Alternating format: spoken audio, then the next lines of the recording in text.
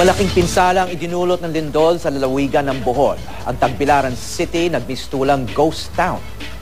May news to go sa GMA News stringer Leo Udtuhan. Leo. Kagabi ay misulang ghost town ang Tagbilaran City at ibang mga bayan sa Bohol dahil walang mga taong naglalakad sa mga kalye. Ang iba ay piniling matulog sa labas na kanilang matahanan sa takot ng mga aftershock na naranasan.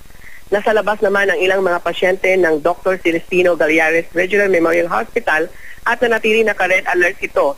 Magpapadala naman ng reinforcement ang mga hospital sa Metro Manila sa Bohol ngayong araw. Sa huling tala ng Office of the Civil Defense Region 7, umabot na sa 97 ang mga nasawi at 113 ang mga injured.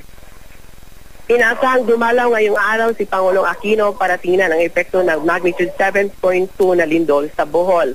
At ngayon lang ay normal na ang biyahe ng mga eroplano, balik normal na, at saka ang biyahe ng mga barko galing Cebu papuntang Bohol. Howie? Okay, maraming salamat GMA News stringer Leo Udtuhan.